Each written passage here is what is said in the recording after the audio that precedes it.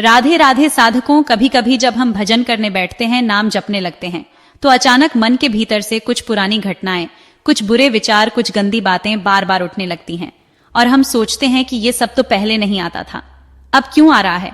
लेकिन यही तो साधना की सच्ची शुरुआत है। जब हम नाम जप करते हैं तो वह केवल हमारी जुबान की क्रिया नहीं होती, वह हमारे अंतर की सफाई का सबसे बड़ा यंत्र है। जैसे एक विशाल हाथी सरोवर में उतरता है और पानी के भीतर छिपे छोटे जीव डरकर भागने लगते हैं, वैसे ही जब नाम हमारे हृदय में उतरता है तो जन्म जन्मांतर की गंदगी, काम, क्रोध, लोभ, मोह सब उफान मारकर बाहर आने लगते हैं। और तब साधक घबरा जाता है, सोचता है कि जब नाम नहीं जपते थे तब तो मन शांत था, अब तो और अशांति हो रही है।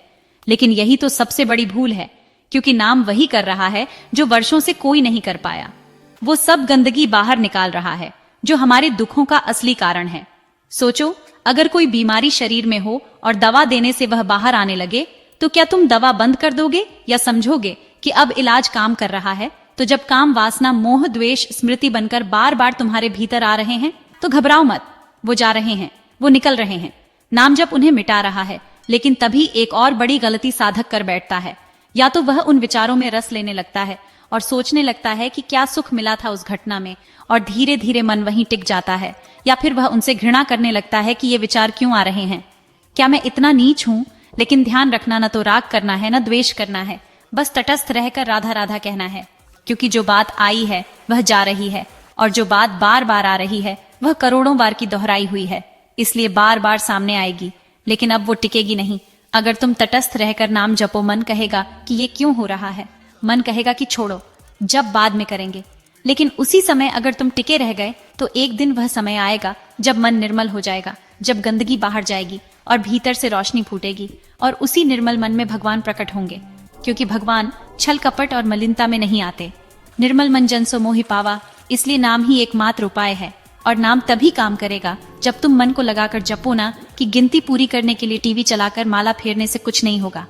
जब तुम माला फेर रहे हो और साथ में बात कर रहे हो, हंस रहे हो या इधर उधर देख रहे हो, तो समझ लो कि तुम सिर्फ शरीर की क्रिया कर रहे हो, लेकिन मन डिलीट नहीं कर रहा। क्योंकि मन एक साथ दो काम नहीं कर सकता। जब तक वह एक जगह पूरी तरह नहीं लगेगा तब तक कोई संस्कार नहीं मिटेगा। इसलिए नाम जप में आंखों को बंद कर लो या किसी एक बिंदु पर स्थिर कर लो, उसे देखते हुए धीरे धीरे राधा राधा जपो। और जब आंख थक जाए तो बंद कर लो, लेकिन मन वहीं टिका रहना चाहिए।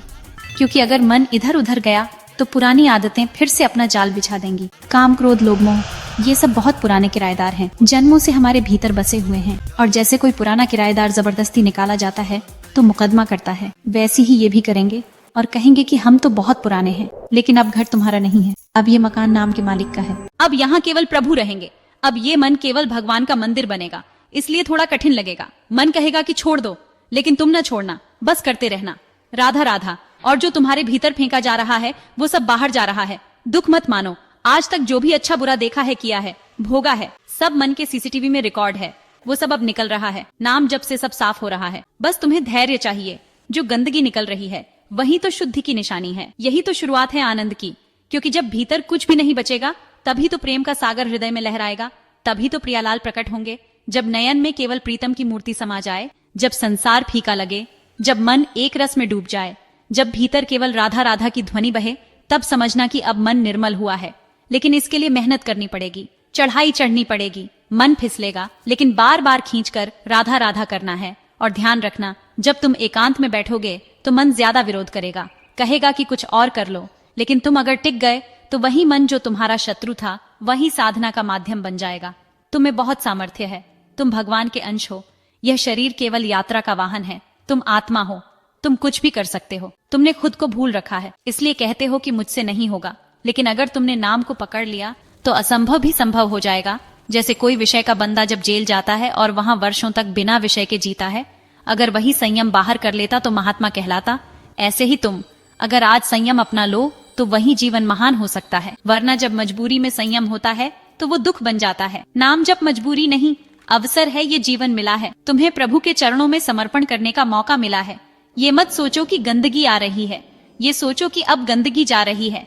राधा राधा राधा नाम ही सबसे बड़ा सहारा है, नाम ही एकमात्र उपाय है, नाम ही वह अस्त्र है जो मन के गुंडों को बाहर करेगा। आज से ही तय करो कि नाम जप को मजाक नहीं बनाना है, टीवी के साथ नहीं, बातें करते हुए नहीं, मन को तल्लीन करके एकाग्र होकर करना है। फिर देखो धीरे धीरे कैसे काम क्रोध, कैसे मोह, कैसे द्वेष सब निकलते चले जाते हैं और मन निर्मल होता चला जाता है। तो घबराना मत, जो विचार आ रहे हैं वो परेशान नहीं कर रहे, वो निकल रहे हैं। और जो कुछ भी निकल रहा है उसे रोकना नहीं है, ना स्वाद से रोकना है, ना द्वेष से रोकना है।